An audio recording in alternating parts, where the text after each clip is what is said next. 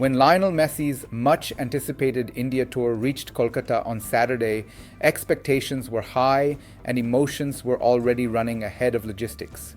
The Argentine football legend, visiting one of the world's most football-passionate yet densely populated nations, arrived at a venue with a long history of intense fan culture. What followed was not a lack of enthusiasm, but a breakdown in coordination that quickly transformed excitement into disorder, forcing authorities to intervene and cutting short an event that thousands had paid heavily to attend. The incident unfolded at Vivekananda Yuva Bharati Krirangan, commonly known as Salt Lake Stadium, one of Asia's largest football venues, with a capacity exceeding 85,000 seats. By early evening, the stadium was filled with fans who had traveled from across eastern and northeastern India, many after days of planning and significant financial expense.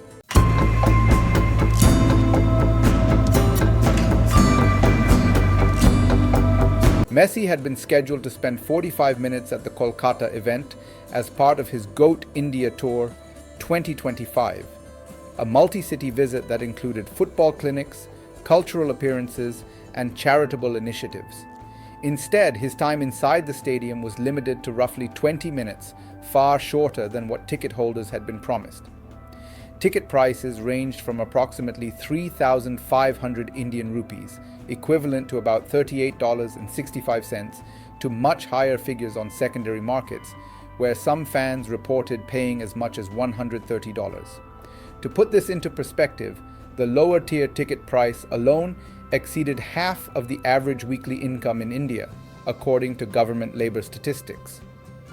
This made the event not merely entertainment, but a major financial commitment for many attendees. As Messi exited earlier than expected, confusion spread rapidly through the stands. Without clear communication or visible crowd control measures, frustration turned physical. Within minutes of Messi's departure, sections of the crowd began tearing up plastic stadium seats and throwing debris onto the pitch. Several spectators climbed over perimeter fences and entered the field, hurling objects in the direction of the central area.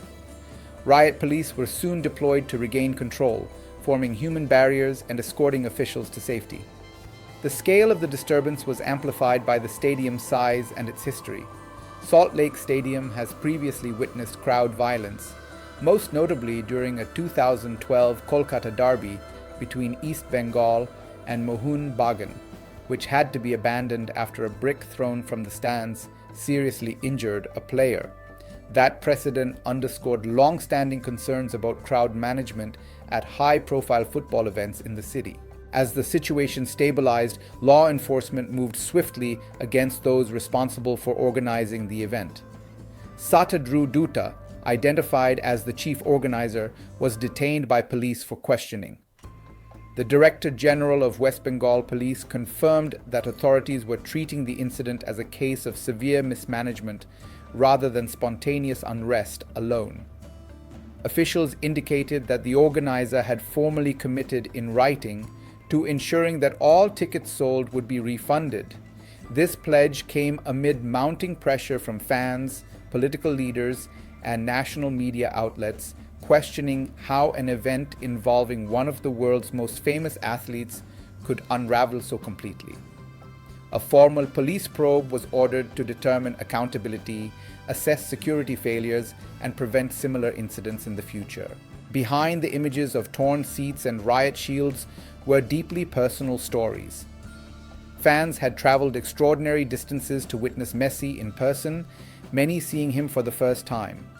One attendee had journeyed nearly 1,500 kilometers from the northeastern state of Mizoram, spending 2 days in transit. Upon arrival, that effort resulted in only a fleeting glimpse of the footballer amid confusion and fear.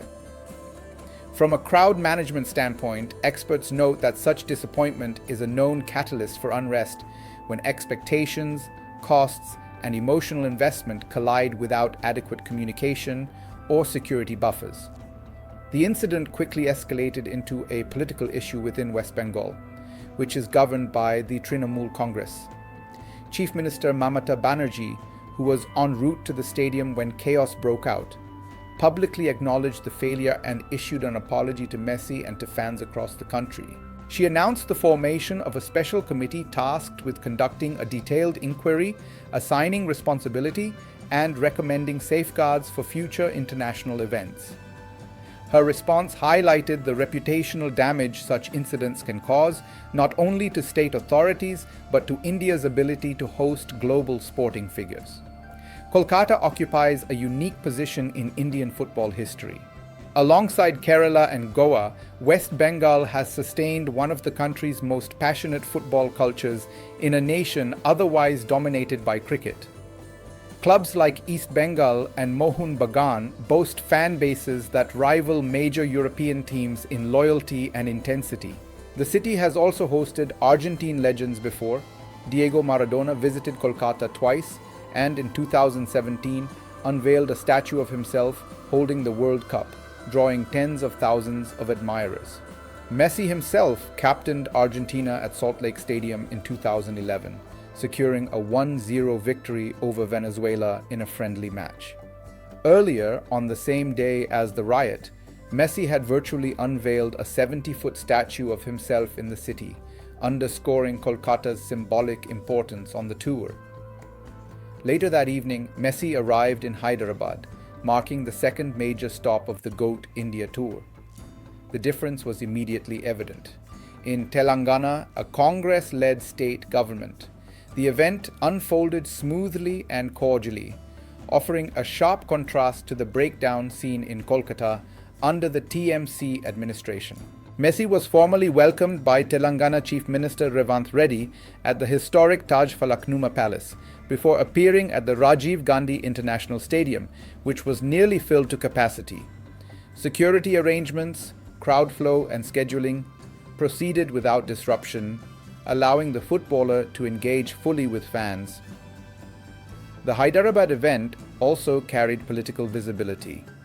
Rahul Gandhi, leader of the opposition in India's parliament and a prominent Congress figure, met Messi and shared moments from the interaction on social media. While not holding executive power, his presence reinforced the Congress Party's effort to associate itself with global cultural engagement and efficient governance. In Telangana, Messi participated in a Goat Cup penalty shootout, football clinics with children, and a skills display alongside his Inter-Miami teammates Luis Suarez and Rodrigo de Paul. The state leadership even joined in sporting attire, a symbolic gesture that resonated positively with the crowd.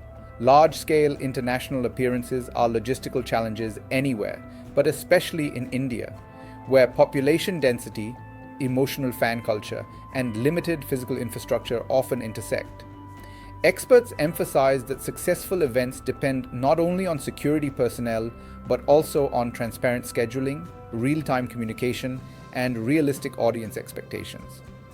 Hyderabad's success demonstrated how coordinated planning between organizers, law enforcement, and political leadership can allow mass enthusiasm to remain celebratory rather than volatile.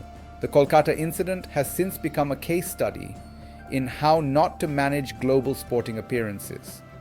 Beyond refunds and probes, it has sparked debate about accountability, crowd psychology, and the responsibility of state governments when hosting figures of Messi's stature. At the same time, the Hyderabad leg of the tour showed that the same country, within hours, could deliver a world-class, dignified event when preparation and governance aligned. Messi's India tour will likely be remembered not for a single city, but for the contrast between them. In Kolkata, mismanagement overshadowed history and passion, leaving fans disappointed and authorities scrambling.